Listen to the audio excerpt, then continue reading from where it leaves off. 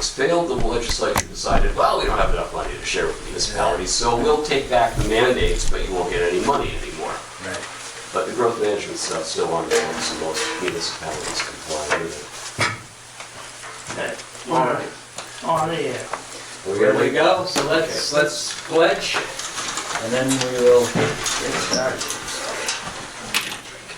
I pledge allegiance to the flag of the United States of America and to the republic for which it stands, one nation, under God, indivisible, with liberty and justice for all. Here's the last couple here, and then we'll go to the quick crowd. There you go. So thank you all for coming. The hope for tonight is to have, there's too many questions out there right now. So who does what? You know, why are people in rooms? What's going on? Want to dispel any of that? Want to figure out how we best move forward. I talked to the planning board, I forget how long ago, about, we've been doing the same thing for a long time. Is it time to change? I think we just need to answer that question of, yes, it is, or no. It's fine the way it is, and just leave it alone. But that's where my head is at. That's what I'd like to go through tonight and see what we can do to make this easier for everybody. So everybody has the support they need. So we're all making the right decisions. So we're protecting the town. So that we don't make decisions that are going to come back to bite us. Or we need to take care of. We need to make sure that everybody gets due process. That we're doing that right. That when you come to town, you get when you come to the town of Newry, you have a very fair process that's understandable. You know where you stand when you come, you know where you stand when you go out. Decisions are made in a timely manner, and off we go. So that's my purpose, and with that, Jim, I'll let you begin. All right, well, thank you for asking me up here this evening. I appreciate it. Yeah, I've appreciated the opportunity to work with the town for the past several years now. It's been fun. It's difficult, doing work in this sphere, as you all know, because you're in the public eye. There's a Freedom of Access Act that requires you to work in public in a way that you probably wouldn't be doing if you were working in the private sector. It requires you to always be open, always be transparent. That's fine, but you have to appreciate it, work in it, and try to give the public the service that they expect, and the fair result, the fair process that Jim was talking about. So what I did here was put together an outline. It's brief, and it really compiles a few outlines of different training programs that I've been working on in the past few years. We'll talk first about what is it that your boards do, because the planning board does something a little different from the Board of Selectmen. There are different roles, different requirements, different functions, and so and then we'll talk about some of the things that are common to what you do, and then we can have a kind of discussion of are things okay? Should we change? How do we change what's going on? With the Board of Selectmen, fundamentally the Board of Selectmen is an administrative function. The town meeting elects the Board of Selectmen to administer the town. At a certain point, selectmen have day jobs, and there are responsibilities under state law that keep mounting, mandates that keep mounting, and it's really difficult for selectmen to be able to do the day-to-day administration. And so you'll see that selectmen will then hire a town administrator, someone to help take some of that load off the plate. So the bigger issues stay with the selectmen, but the day-to-day things, just managing this town, making sure it runs smoothly, gets delegated to a town administrator. And at some point, if things get busy enough, then perhaps you decide to move to a town manager plan or something like that. You're not there yet. But you do have that executive administrative role for the Board of Selectmen to be sure that you take care of business on a day-to-day basis with the town administrator's assistance. You all, as selectmen, also serve as the assessor, formally, right?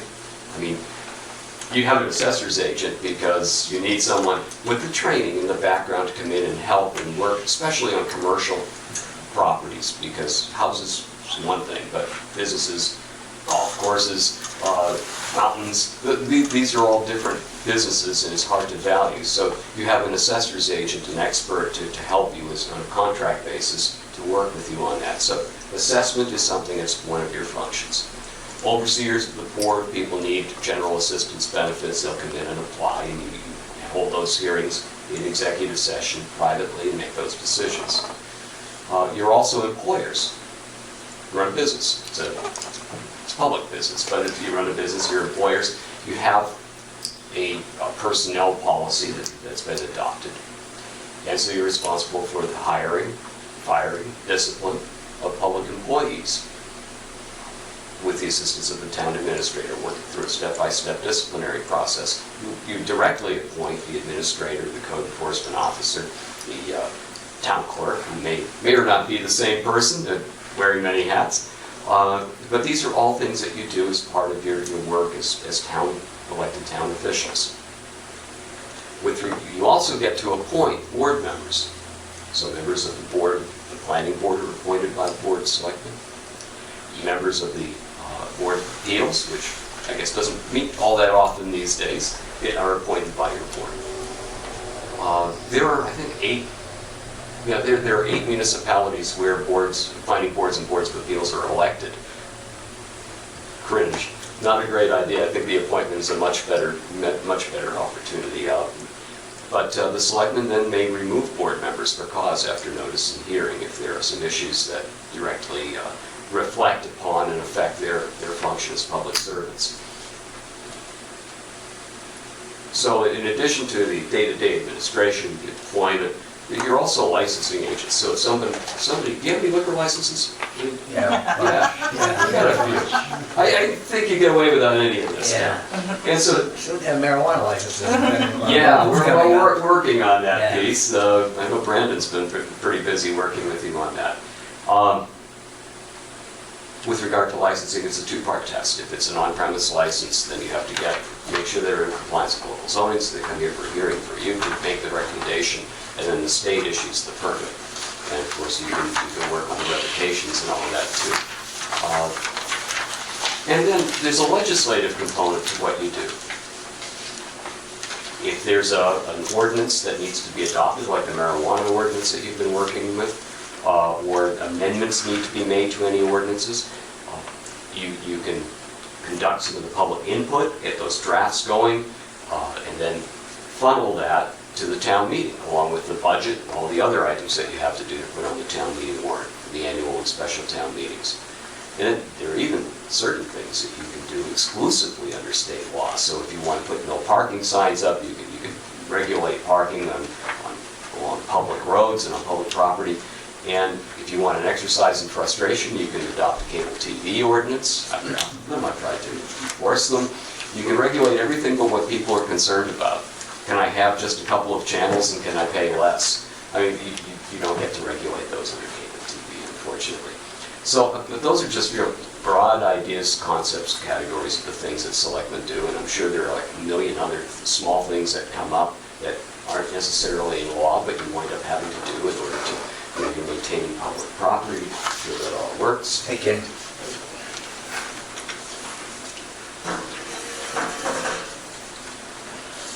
So, Okay, next one of these. I certainly do. Kenny, I'm Jim. Nice to meet you. Nice to meet you. On the second page.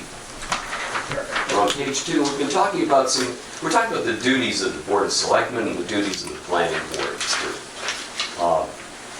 So the Planning Board's appointed, and big picture, the Planning Board has one main role, and that's to serve as an administrative body to receive applications and determine whether they meet the standards for development. It's really an administrative board. You sit as judges. It's quasi-judicial because you act on applications that come before you and make your decisions. There's also a legislative role because if you look at UDRO as to how it's amended, amendments can originate with the planning board, and the planning board is supposed to make a recommendation on changes to the ordinance, to the planning ordinance. So it's legislative in that manner, but for the most part, and I'm I'm sure Brooks will attest, for the most part, it's acting on applications that come before the board. Now, when a board acts in a legislative capacity, you can talk to anyone on the street. I mean, it's fair game. You'll get out of the local market and somebody will say, I don't like this, this proposed marijuana ordinance you guys are working on. That's fine, it's legislative, they can talk to you about that, you can talk to them. And when a legislative matter, like an ordinance amendment, is before the planning board, same thing. The planning board is just going to make a recommendation. Just like the selectmen are going to at some point at town meeting. So those are legislative matters. But when it comes to those things that are administrative, that are quasi-judicial, it's the selectmen taking on a license application, the liquor license. It's the planning board taking on an application for subdivision review or site plan. It's the Board of Appeals hearing an appeal. Those things you sit as judges, and you don't talk about them outside the meeting room. That has to be done here in public. And so it's really important to distinguish between the two roles. Legislative, fine, you can talk to anyone anytime. But quasi-judicial, which is really most of what the planning board does, the discussion happens here, in public, in the room.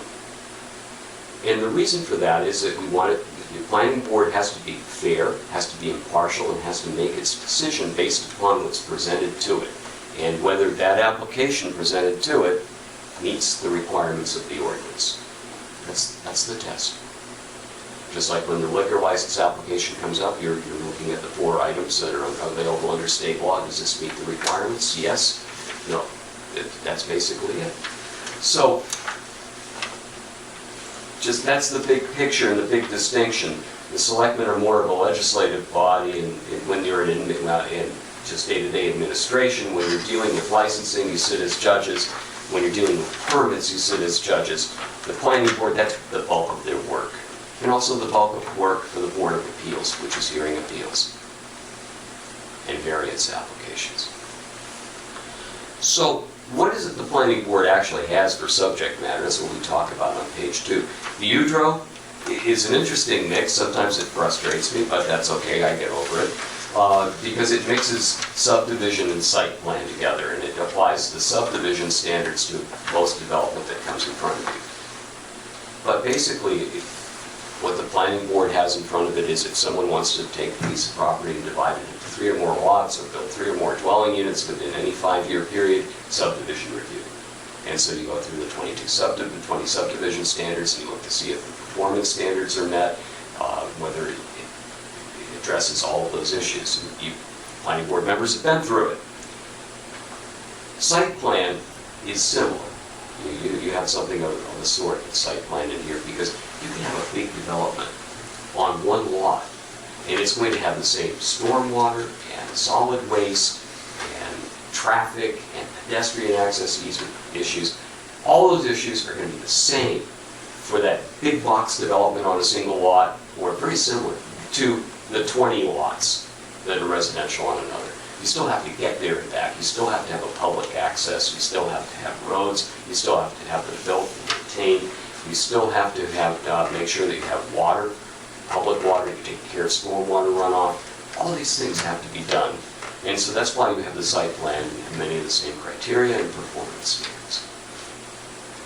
Shoreline zoning is another thing. Now, Dave takes care of probably most of the shoreline zoning permit applications, because if I want to put a temporary dock on my property, I'll go to the code enforcement officer, permit. But if it's going to be out there on a permanent basis, I have to go see the planning board. If I have a larger development in shoreline zoning, it comes before the planning board. The smaller ones will go to the code enforcement officer. So that's another role for the planning board. Floodplain management, when the planning board is looking at that site plan, or when it's looking at that subdivision, has to make sure that the proposed development is going to be consistent with floodplain ordinances. So you're not going to be putting structures in a flood hazard zone. The sign ordinance,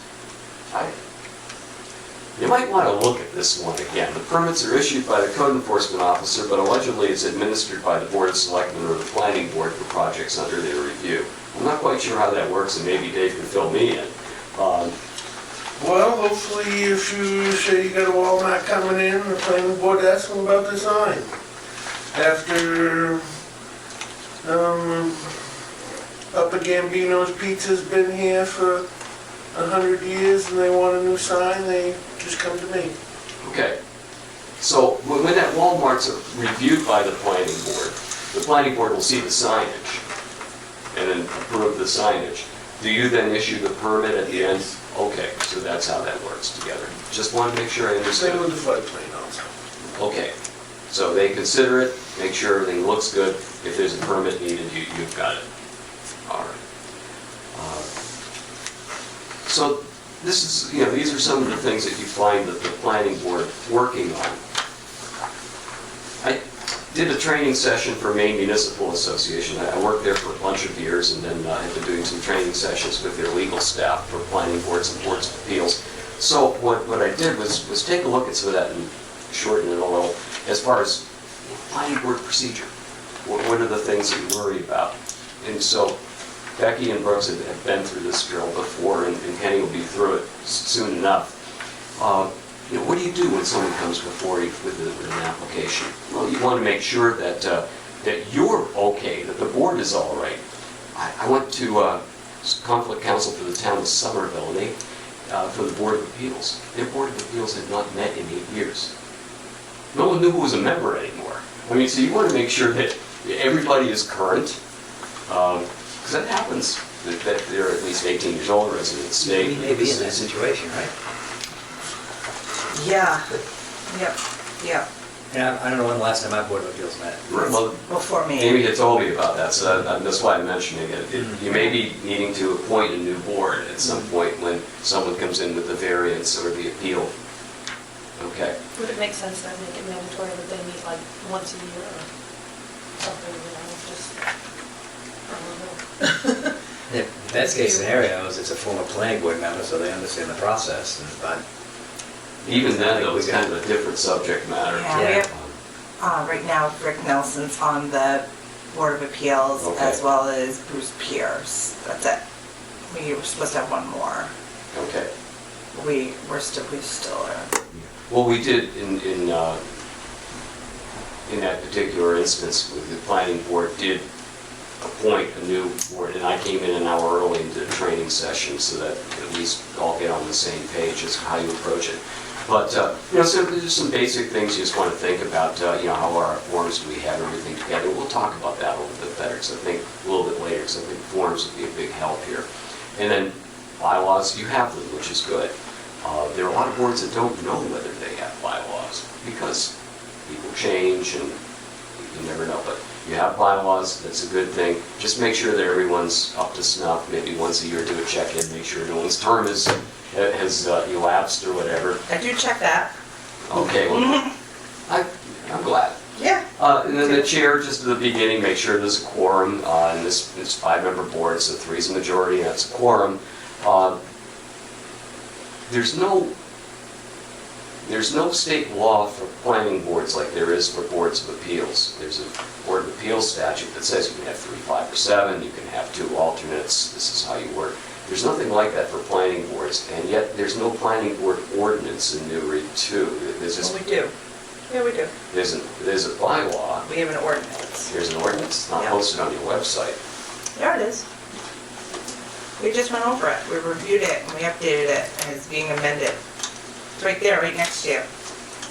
Do it, Darrell. I'm trying. Yeah. Really? Yes, you helped me actually. Oh, that revise it. one, okay, that's all right. Yeah, Yeah, I didn't see it on the website, and I was trying to pull everything together today, sorry about that. that's okay. Okay, so, all right, so you have 2 alternates. It's been so much fun trying to find regular members. I'm sure alternates are yeah. Yeah, We're up to 5, right? yeah. We're full board now. So we're 2 alternates short. but That's okay. Better than we were You're much better than you were a few months 2 ago. months ago, right? The idea with alternates is that if someone is sick, or, who just can't make it for a meeting, you have that person fill in. You don't have to, it's a good idea if you do have it, just it makes things a little more flexible if someone's working out of town on a particular evening or whatever. I think it's also a great training ground for planning board members. That's exactly right, because you can sit and watch and see what happens. Now, do you have to be present to participate in the planning board meeting? Yes. The legislature had a law the last couple of sessions before, an LD, to try to change things so you could participate by Skype, called remote participation, both times, which is really too bad, because in a lot of communities, it's hard to find people. You have folks who are, they'll go down south for the winter, and you'd like to still have them available. They may have expertise, they may have knowledge, you can't do it. So, keep pushing on the legislature, maybe something will happen someday, because it's harder and harder to find people to participate. You want those who can to continue. So at any rate, make sure you have a quorum, make sure you have jurisdiction. This is really particularly a problem with the Board of Appeals, because with the Board of Appeals, they have jurisdiction by state law over variances and over administrative appeals from code enforcement officer decisions, and then they can have whatever else you do by ordinance. So you can make a new Board of Assessment review to hear abatement applications or whatever. Just make sure you have jurisdiction over what's So when in you're front of making you. sure that you have jurisdiction, it's basically the property is in Looking- the town of Newry. You're looking for, right, the property's in Newry, and so you also want to make sure that the ordinance gives you the right to do that. So they're in front of you for site plan review, great, Udro tells us we can do that. Subdivision, Udro says we can do that. And if they say they want something that's not provided for under Udro, you can say, sorry, that's not, we don't have jurisdiction to do that.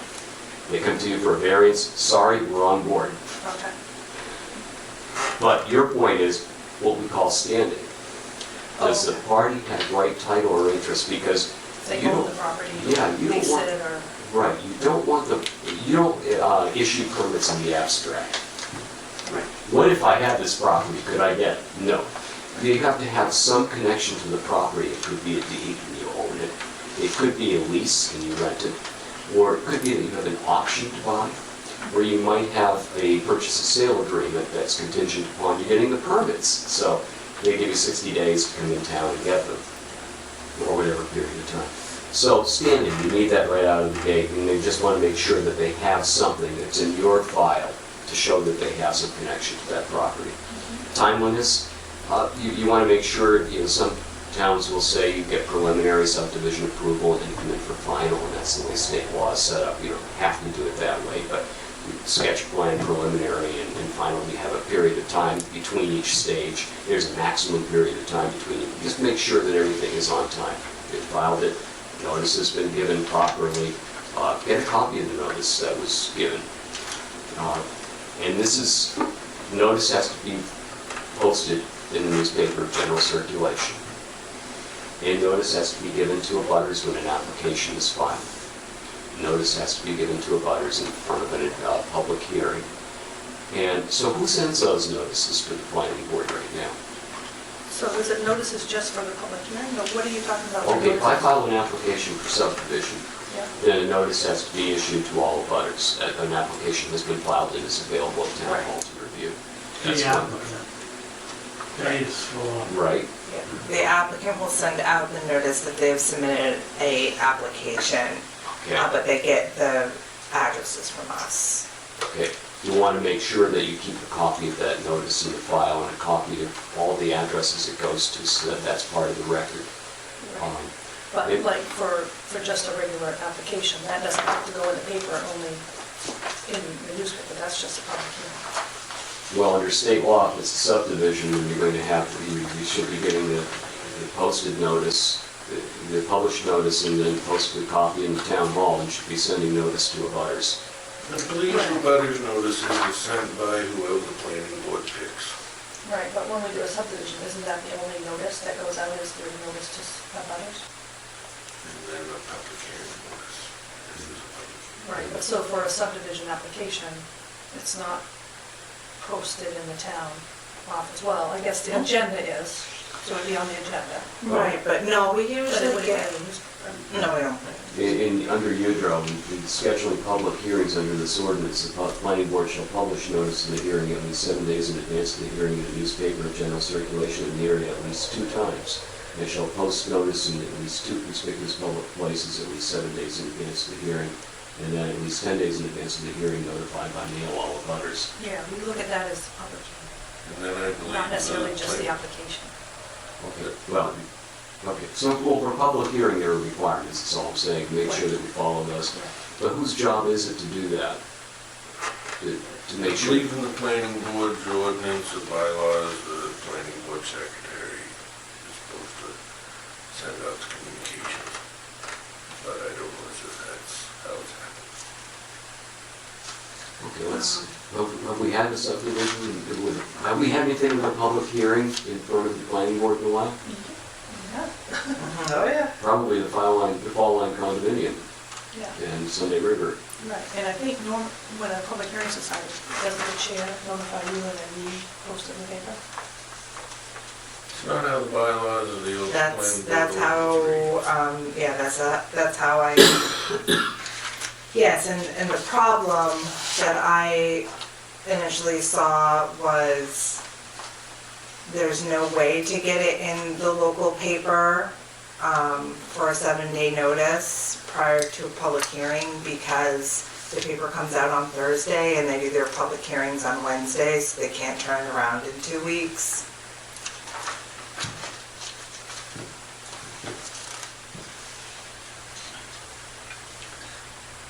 Well, the planning board, okay, so if the planning board were to meet, well, the planning board can arrange its schedule in advance. They don't, though. Well, So the last public hearing we had on the 2nd, I was notified on Thursday at 4 o'clock. So I think it was like the 17th, you had a meeting on the 18th, which is a Thursday at 4 o'clock. I was notified that I had to put that in the paper. So I put it in the paper and then I recognized, you know what? There's a problem here because there's not 7 days between Thursday and Wednesday. mhm.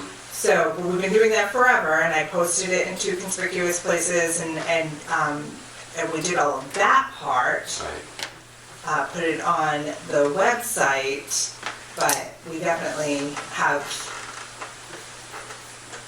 a problem with that. We can't turn that around in 2 weeks. We just can't. Because of the way the current is set up. Right. Yeah. Unless they change their meetings to Thursday, they can't have a public hearing on a Wednesday when there's only 2 Right. weeks in between. Yeah. But we keep it in the home, I'm hoping that that's responding. And you don't have, the law doesn't require a public hearing. The law doesn't require one, but it's probably a good idea. Right. Because if you want public input, transparency, and the information you need to make a decision, a sound decision, public hearing's a good idea. And probably default, most communities I know won't skip the public hearing stage, they'll hold it. So, and I'm not against the public hearing at all. Challenge we have is nobody comes. Unless there's a controversy, nobody comes. So we had a public hearing last night for 2 ordinances, Mhm. 3 ordinances they're gonna be voting on November 5th. Right. 2 people showed up. 1 question. And I think, to me, we're talking about notices, and that herein line is the problem. It's like I haven't gotten any written notices, which planning board should have written notices, so that we've got something to put in the file, show that we've given, the proper time. So the public hearing I'm talking about was for the marijuana ordinance Yeah, and the planning board ordinance, which you guys were, which everybody was aware of. Good. It was in the There are no- paper. The person's talking about for a Right, public hearing. So, So let's say that you put, okay, you know that there's going to be a public hearing in 3 weeks, let's say. Just, it doesn't happen that way, but let's Right. assume that and so you have time to put a notice in the paper. if you could give a copy of the notice that was placed in the paper, it may not be a copy of the ad itself, but at least the text, and Sure. provide that to the planning board as part of its record. And if notices went out to the abutters, if you have a list of the abutters you send it to, maybe a copy of the mailing labels onto a sheet of paper, along with a copy of the notice. Yeah. That way it's in the record, so if anyone files an appeal, you know, this is what was sent for notice, and there shouldn't be, there's a fight over that. And that's something that, you know, Brooks can see that that's happened as secretary, but more importantly, it's in the record, the permanent record that's kept of that proceeding by the board, by the town for the board. Because when matters come before the planning board, you have an application that's been submitted, you have notices that have been sent by the town, all of this becomes part of the record of the proceeding. Who maintains that record and where, while the planning board's looking at it? This is something that I have been, Planning board secretary usually. planning board secretary usually puts it in the file here, Okay, but we got no jurisdiction over who sees it, what's, you know, what remains there, what becomes missing. It, to me, it's been a gray area for quite a few years. well, there is filing capacity here. There is, right? Okay. I mean, these are town records as well as planning board records, and under the Freedom of Access Act, the right to know law, we'll talk about that in a minute, any member of the public Yeah. has the right to walk in here and ask, can I see those? And can I make a copy of them? Would you make a copy of them for me and charge me? So if they're not here, can't do it. Right. So we need to have them here. So whatever works to make that happen, It does happen. it does, okay, I don't leave the premises with any. okay, all right. They're always going to file. Okay. Has there been any, is that working okay, or No. where's that? So, I want to say probably in May, we were really trying to organize those files, and it took us quite a bit of time to actually get a list of the cases we'd have, like maybe the last 5 years, so that we were organized and trying to organize those files. We had somebody come in and ask for the Sunday River surface lift file yesterday, and I went to go look in the filing cabinet, and there's no label. There was like, I don't know where it is. I couldn't find it. So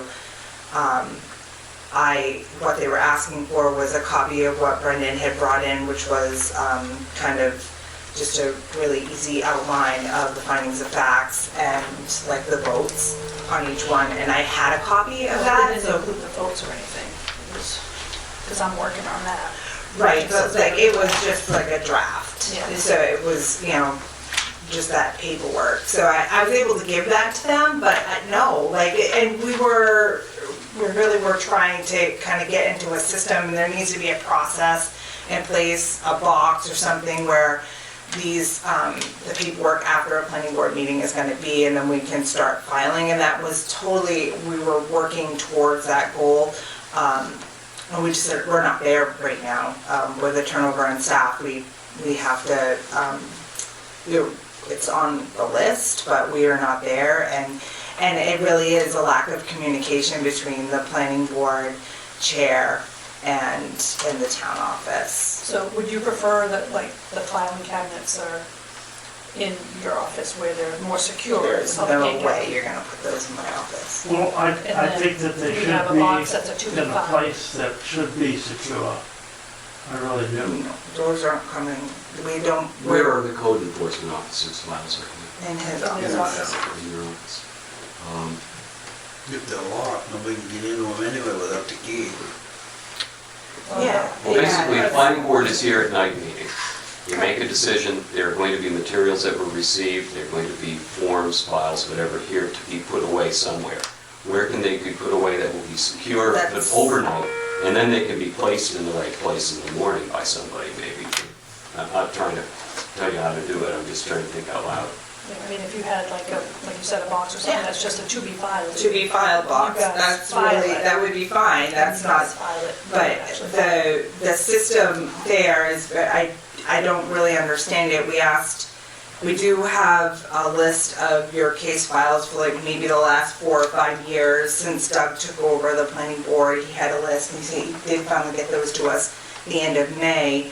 And we just haven't had the staff to be able to work on this project. It's not that we're not going to do it, it's just right now that, you know, we're just not there yet. And we had talked about this. We talked about this back in April. Yeah, we're gonna work on this, Brooks. We're gonna take this over. We're gonna get these things organized. But there needed to be an additional process to it because there were like 7 or 8. It was just a mess. We had 10 copies of maps and applications. There were just duplicates everywhere. It just got thrown into a file. Don't and- need to tell me about it. so, you know, it was, and we got through everything that was up there. I mean, it's much cleaner now than it was 6 months ago. We made sure that there's copies of everything in the actual files, Okay. but, you know, we Okay, didn't, so- you know, it just didn't happen. So going back in time, Yeah. I'm sorry for the history lesson, but there was an argument of, you know, the town office is gonna do the planning board's work. I Mhm. mean, that was, I remember that. That's 20 years ago, 25 years ago, but I remember that being the argument. It seems to me like there ought to be you know, what goes in the file ought to be the same every time, right?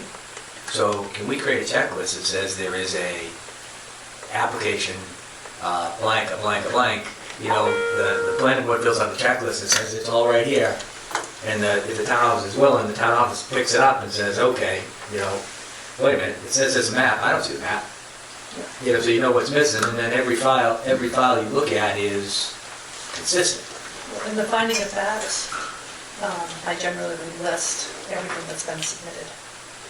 And Is it the same date. every time? Well, it Not always, depends. because some applications are much more in-depth than others. Well, here's something that might help a little bit, because that's in the back end, you've got a listing of what you've received. Right. In the front end, when you get an application, how about if there were a checklist for completeness?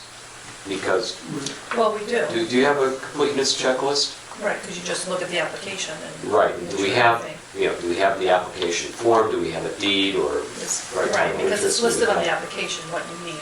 Okay. You need. Okay, so that'll help, because every application should have the same basic information, and so you'll at least know that that's in there. Okay, so the files that have been here for a while have been weeded out, and they're at least kind of cleaned up. Yeah, I guess.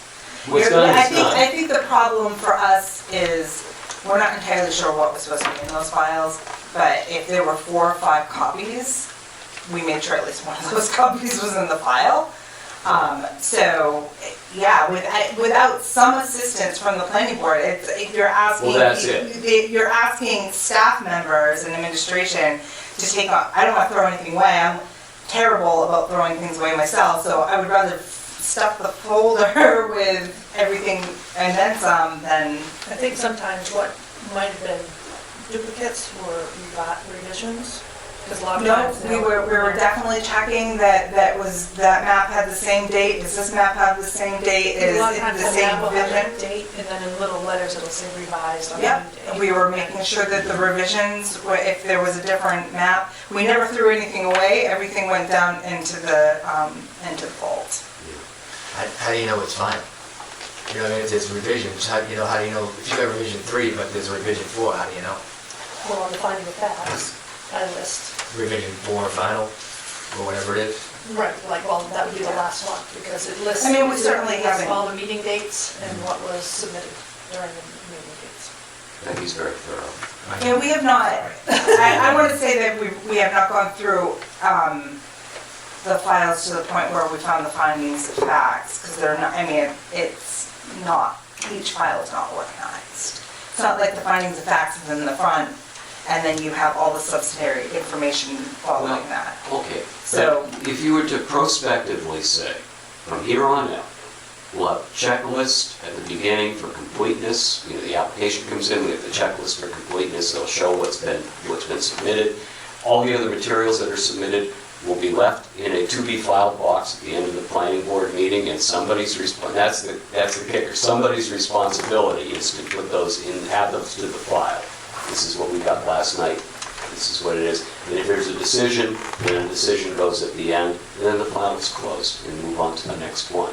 But someone's going to have that filing responsibility so that, you know, Brooks has put together the materials that have come in from that night's planning board meeting. Becky's prepared the finding of fact and it's signed. It goes in the to-be filed box. Somebody's going to take care of that and make sure that gets done right. Who's that going to be?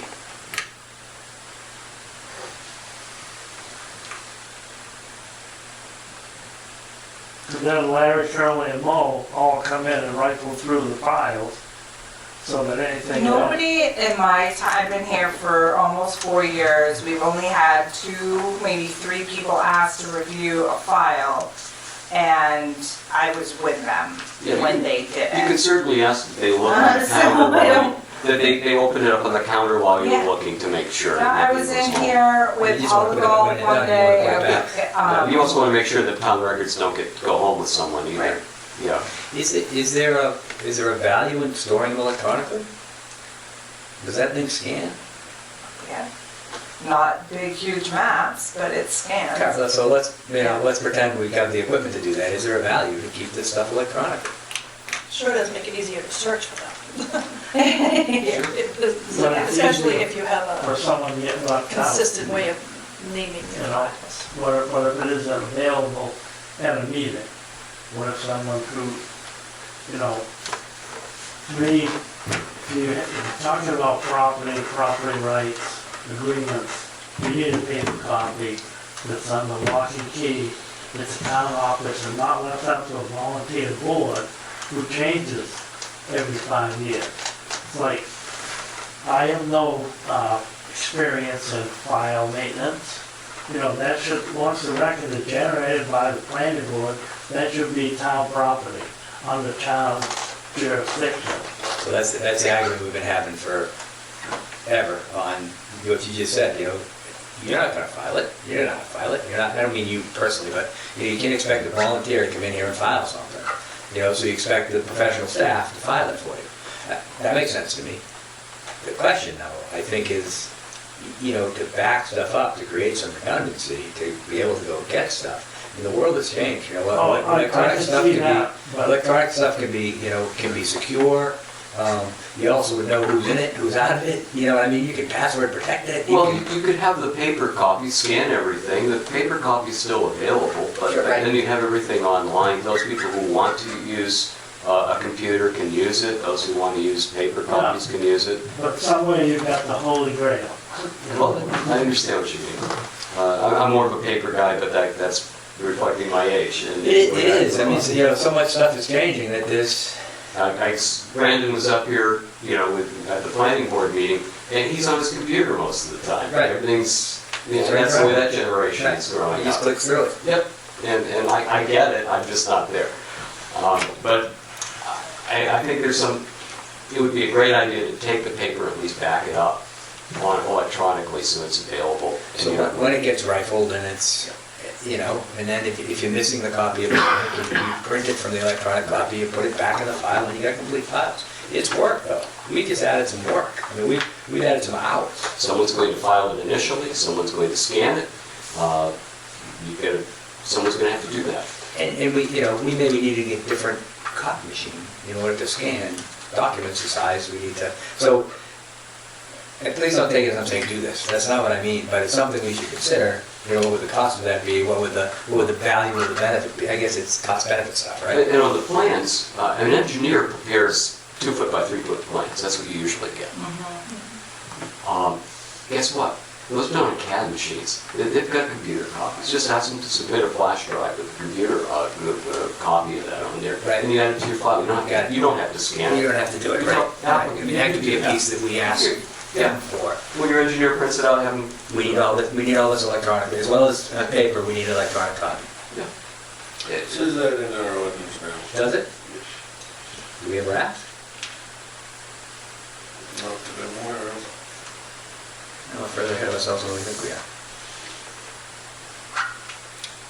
I think the way we need to look is if it also says it on the application, that would help. Yeah. But you Because can- that's basically what the applicant is reading. Right, they're not reading the ordinance, they're reading the application, yeah. Especially the less sophisticated they may be. Right. So here's a question for you, being younger. Should we just make it that they have to fill it out online? Or it has to be that they have to fill it out paper-wise? Because then it would already be online, they send it to you, it would take out that scanning process. Right. Well, certainly if they give it to you on, yeah, if they give it to you electronically, you don't have to scan it. Maybe you want, give it to me electronically and a paper copy, so that way, you know, people who need the paper can get it. But it's also available electronically for long-term maintenance as well. You know, I think, I'm off topic here, but I mean, I'm certainly not of the electronic age. My handwriting's terrible. It's awful. If I can type, I'm so much more literate. Yeah. You know what I mean? It's so much easier for me to type it, you've dealt with me, to type an application, you know, that, yeah, my handwriting, I had to be deposed once because the other side couldn't read. couldn't read handwriting, I get it. And half the time, you probably can't reread it, right? Well, It's not good. So if we're gonna require them to do it online, we need someone to fix the application so that it's It's a fillable PDF. a fillable PDF in all sections and stuff, because that's not the case right now. Some are, some areas are, some areas aren't.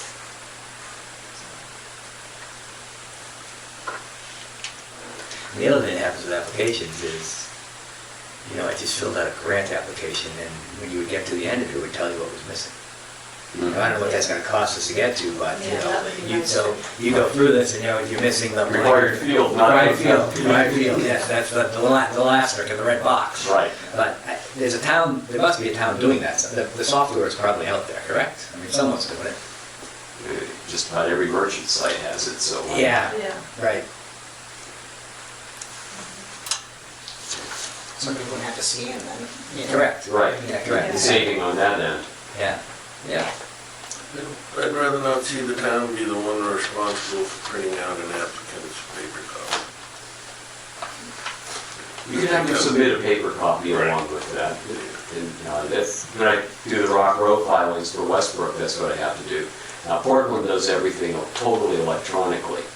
And right now, our engineer has not been able to submit an application for the last 2 weeks because he can't make the portal work. And don't ever try working with the PUC's portal. It's the most frustrating thing in the world. Yeah, right, So, that's, Had to read some road profiles and other drawings on the internet. It's a lot easier on the screen. Lay it It's a out, lot easier yeah. to look on a piece of paper and color it or do whatever you need to with it. Play with it. True, but if the applicant's required to submit a certain number of paper copies to help staff review as well as the electronic copy, so you have a full backup and you can, and then there's the option for the town to then send the application to board members by computer.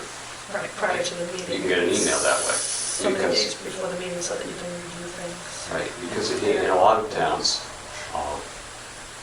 the planning board meets on Wednesdays, right?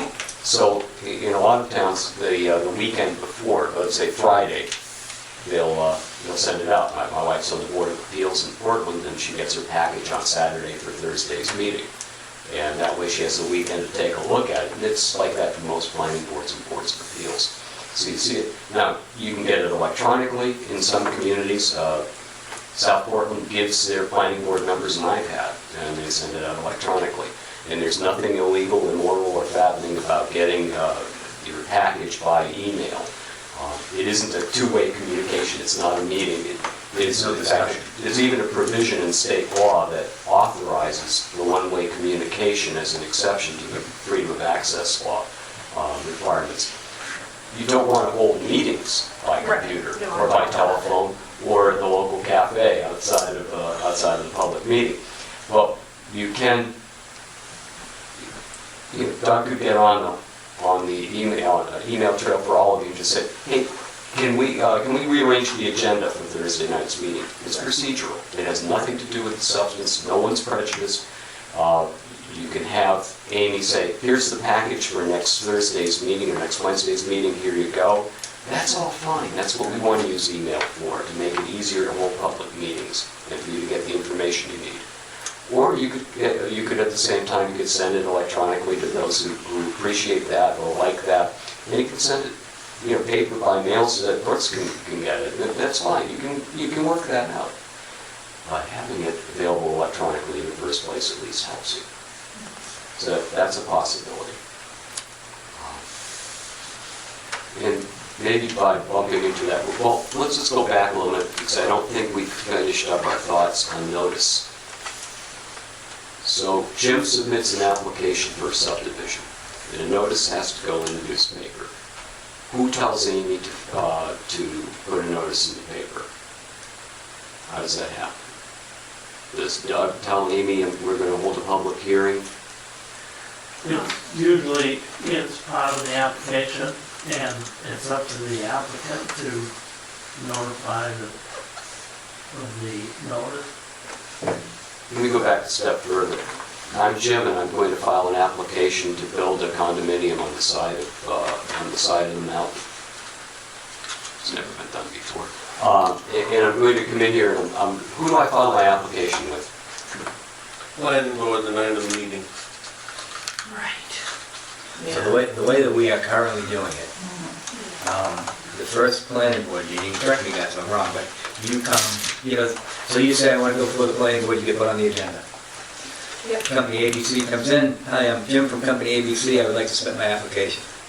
Thank you, Jim, we'll take a look. Yeah, brings 10 copies, hands them out to all of us. So you're seeing it for the first time that night. So we say we'll see a sketch plan in 2 weeks. We'll review your information and we'll put it on the agenda for 2 weeks. Okay. Or 3 weeks if it's like, Yep.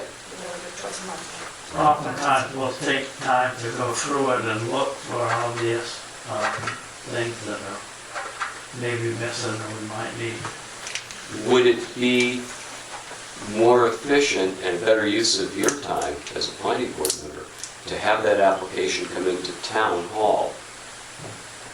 Have the applicant come in here with the 10 copies and the check for the processing fee and advertising, and have a staff member take the initial pass at, here's the checklist for completeness, here's what's been submitted. Yeah, it looks to generally be in order, it's up to the planning board to decide completeness, but here's a memo from Amy or from someone at AvCog who's looked at it and says, yeah, this is, I think these things are all here, subject to the planning board saying yes or no. And that way, you could have a completeness review at your first meeting instead of just looking at the stack and saying, oh, I think it's all there, and we'll see you in a few weeks. Right, it's unfair to, I think it's unfair to go through it. Here it is, go through it. Is it there? Man, that's put a lot of pressure on. It's 5 people at a public meeting trying to do completeness review, and you just seen this for the first time. All right, so it might as well be just like we just said. We'll see you next week. Ain't no one. Would it be more efficient to bring it into town hall, have someone take the first pass at it, do a memo to the board saying, I've looked at it, here it is, we'll have a sketch plan review at the next one, because subdivision sketch plan is usually your first step, right? What do you mean by sketch plan? Here's The drawing. Here's a general sketch of what I want to do, here's a plan, what do you think? Before I go forward to spend more money, giving you the lot plan and the elevations and all They that. bring in the full plan. They can do it in full plan? Here's your pre-application. Okay. Don't have to do it that way, that's fine. Yeah, so, but you can set people up for that first meeting, and a completeness review at the first meeting. Well, especially if the information is submitted electronically as well, so, you're having someone go through for completeness, plus we're getting it Ahead of time. a week or so ahead of time, so that we've already looked through it and noted our questions, or anything that we see that's out of line, so that when we come into the meeting, you can say, this doesn't look like it meets the setback. this, Right, and this doesn't look complete. right. And so, it's complete, now we'll begin our review. I think that having the planning board's eyes on it as early as whoever the third person's gonna be. That way, planning board doesn't begin to rely on that third person. Oh, they're the expert. They already looked it over. I don't need to, you know. Well, you'd still want to look it over, but at least you'd have someone take the first pass at, is this a complete application or not, and then you get it. And then you could, maybe that staff person also would then perform a more extensive review under Udro and give you a memorandum with So money. if the staff person noticed something missing, would they contact the applicant and say, They could do that. you don't have the list of abutters? You don't have-" Right. If it's something obvious, yeah. And then the board can make a determination, then start on the review. That staff person currently doesn't exist. I know that. Well, that staff person would, in my mind, would best be fitted by the CEO. I don't mean to put more on his plate, but he looks at applications, he would know. He's the most qualified person in the town administration currently. So that's certainly an option, and David hits megabucks on Saturday, and he's moved to his mansion on the hill, wherever he's going. Does the next person have that? But we can hire that. We could, one of the things I think we could do, and, I briefly with Amy about this, but you mentioned it tonight, you go to AvCog and pay a planner by the hour. So it's not someone that we're just paying as a retainer, but, when we have an application in front of us, we have someone who has some qualifications, who understands the process of Newry, who understands our ordinance, who goes through exactly like you said, in my opinion, this is complete. It doesn't start the clock on, we have 30 days, whatever. It's the planning board now has to go, and, at the end of it, if the planner says it's complete, it's still the planning board's problem if they miss something. It doesn't pass the responsibility. Just because it's complete doesn't mean it's correct, though. Because a lot of times, they'll, for just a simple thing, they'll submit a list of abutters, but when you look at it, they didn't draw their They missed it. 1,000 Yeah, foot they missed it. thing, Yeah, they missed the right. abutters. Or they gave you a plan, but the plan's missing 5 elements, or it's Right. it's wrong. Yeah. Right, or they're clearly like, building within the setback of the shoreline zone. It's like, well, you can't do it. The reason completeness is a big deal is this. Under state law, there are certain rights that you have. Let's say that your ordinance changes. If I get my application into you before you change the ordinance, if it's just been reviewed for completeness before the change, I have no rights in that old ordinance. But if it's been reviewed for completeness and you start reviewing it under the old ordinance to see whether it meets the standards, I'm now grandfathered under that old Right, ordinance. so you don't So that's have why to it's a big abide by deal. the new ordinance. Right. Just to. Right, so that's why it's a big deal. Yeah. Well, the first vote, I think the planning board takes is, this is a complete application. Right. Yes, it is. And then at that, the 30-day clock Right, starts. that's when the third. Right, so I'm saying that your hourly planner would just make a recommendation to you. It's the board's vote, as Jim said. Okay. And but at least, the first time you see it, you're seeing the application, you're seeing a memo from the planner about whether it's complete, and you have time to think about it before you walk into that first meeting, instead of getting the application that night and saying, well, thank you, see ya. See ya. Right. No, I think it's a better use of our time. It's Right. support for the planning board to have, it's not another planning board member, but it's support to help Yeah. the process. What's that, any idea what we would pay for that? I haven't priced it, I haven't been on that side of it. Because the applications, Well, you can add that into the application, Yeah. community part. because if it's something minor, then you might not need all that. Right. I And I think you mean, want to be consistent. What's that? I think you want to be consistent. You do, but I mean, if you Because got- if the planning board, if we're going to be giving support to the planning board in the form of a memorandum saying, this is my snapshot, this is what I think, read it, tell me what you think. The application. You want it to be a Every regular application- process. Every application should have that. You probably should, but I had an incident where I was putting a 2-foot by 8-foot addition on my garage. It 248 feet from the river and 41 feet above it. And I had to spend $250 to get the elevation Drawn. certified. Mm-hmm. And the project only cost me about $250, you know? And if I had to go and pay for somebody to send it to the AdCog or somebody like that, it might be another $500, which cost me more than the project did, you know? Well, you may not be able to pass along all the costs. It may just be that that's a cost of doing business, and you either hire someone to do it, or you can rent someone's services when you need it. It's cheaper to do that. I mean, and that would be pretty obvious after a while, you know, if you're paying somebody $50,000 a year to review your ordinances, wait a minute. We can hire her. That's right. Or Amy will retrain. Yeah. Yeah, but it would be good to have that kind of consistent backup. I know staff. that AvCog used to do it for the town of Turner for a lot less than $10,000. Did they have like as a retainer for the year? They went to every single planning board meeting. They reviewed all of the applications, they submitted those applications out to their planning board. So You want to check with Shelley and see Yeah. if they're charging? That'd be good. So that's more than we were just talking about though. yes, That's, you know, that'd be a next step of having somebody actually in the room. yeah, So when a question comes up that night, you've got somebody to turn to. right. But And I think that that's where we're going. Long term. One of the problems is we're so far away. We're gonna be spending 3 hours of their time to pay them to come to the 2-hour meeting. That's where the call would be helpful, Yeah. but you can't. Well, they can, because they're not a voting member. A member can't participate by phone, but you know, So they're not voting. you can call me, for example, or Yeah. and I've done that. I've done executive sessions by phone to try to save travel costs, or an hour or something like that. So we could have Shelley We like could. Skype in.